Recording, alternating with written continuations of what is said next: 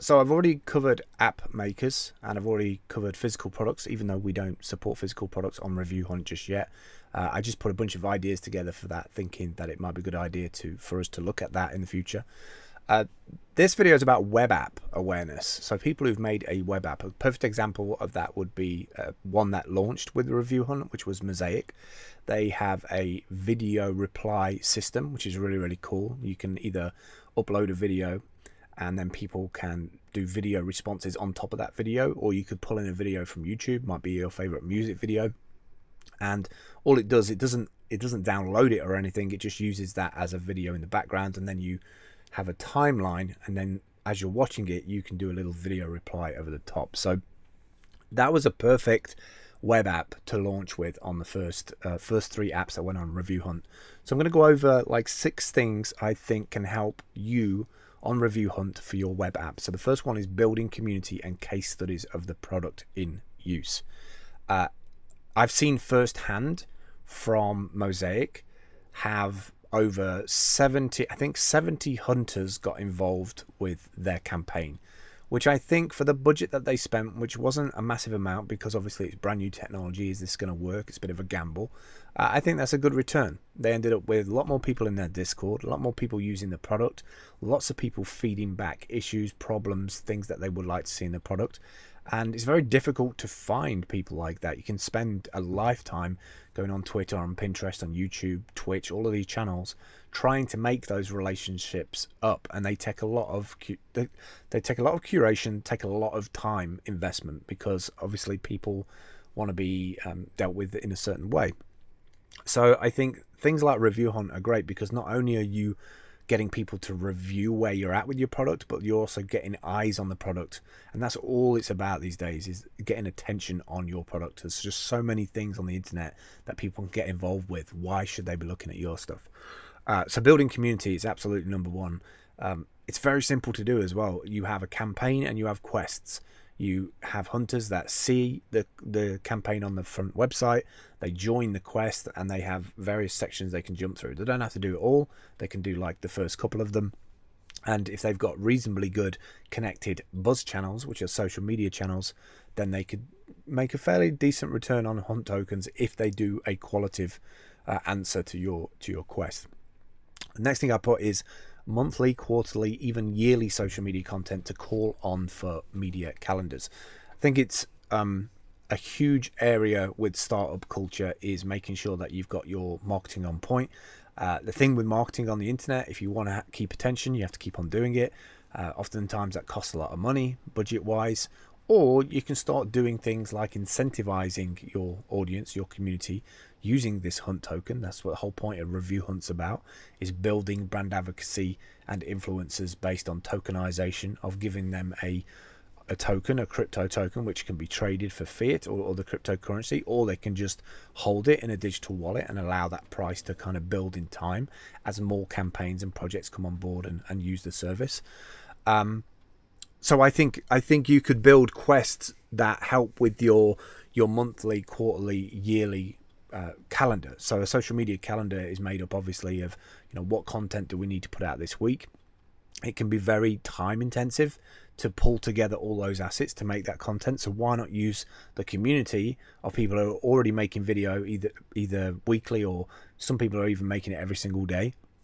Why not utilize that audience, curate that messaging that you want to hear. Maybe you want to find out what features are missing. Maybe you want to find out what frustrations people have with the product, and then you can pull all those things together and make a better video, or pick a certain maker that you want to work with and get them to focus on those areas. Even feeding back to your community about that stuff is valuable. Fortnite do this, for instance. Fortnite used to do a weekly show. I'm not sure if they do anymore because I don't really follow Fortnite anymore, but when they first launched, they had a proper set. They had 2 people. We've added this to the game, we've nerfed this, we've taken this out, we're putting this in, people have been requesting this.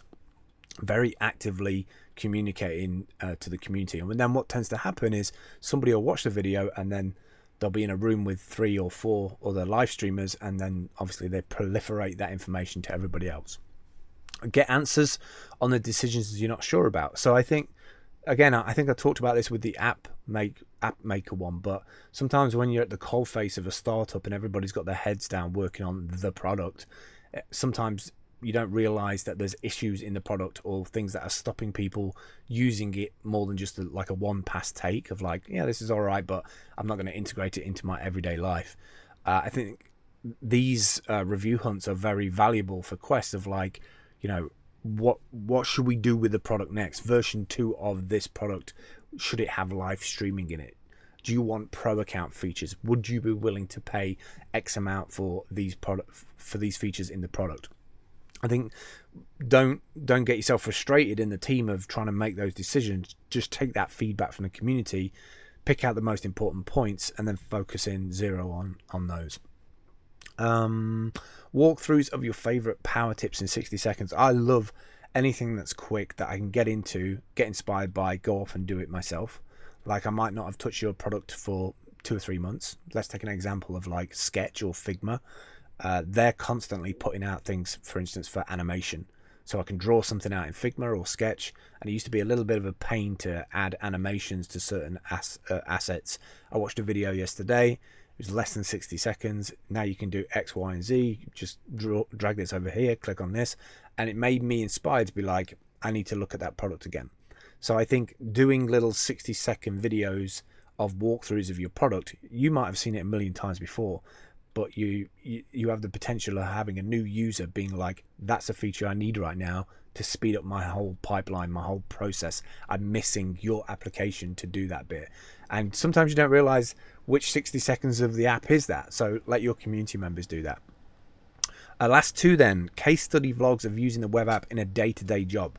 I like these videos the best, the ones that are kind of from the heart or kind of as a third party, fly on the wall, kind of almost like documentary style. Google do these very well, Apple do these very well, of like putting the product in place and humanizing that content. So you have like this third party fly on the wall kind of video perspective with a really, really nice voiceover with how your product fits into somebody's day-to-day life. I think those are really, really cool. So getting case study vlogs like that, they don't have to be long, minute and a half, 2 minutes. You could use those to bolster your engagement. If you feel like your Discord is dropping off or your social media is dropping off, you could put those out like every couple of weeks or every month to drive awareness back in. And the final one was reviewing your product based on criteria you set. Too many times I think we just assume people are going to be using a product in a certain way. You have the potential with a review hunt to build a quest out in any way that you want. So if you want a certain kind of feedback on your product, you can put those together. So for instance, if you want to be like, how often do you use the product a day? What would make it better for you to utilize it on a daily basis? What are the pain points? You know, not enough startups ask that. Sometimes startups just add a new theme, or they, we've crushed some bugs, or you don't hear an update for months and months, and then you end up like going to another app that does the same thing as the other app but has like double features. You only have to look at like the way that Instagram came about. There was 2 apps on the App Store, one for taking photos with filters, and then another one which is filters app. They just combine the 2 together, and then the rest is history. People were like, this has everything I need in an app. So things like that are hugely valuable. Reviewing your product based on criteria you set. That's it, I think, for this video. Hopefully they give you a few little ideas for building out your quests for your web app on Review Hunt. Do get involved with Review Hunt. I absolutely love it. That's the reason why I made this little free course. If you need any help building your quest, drop me a line.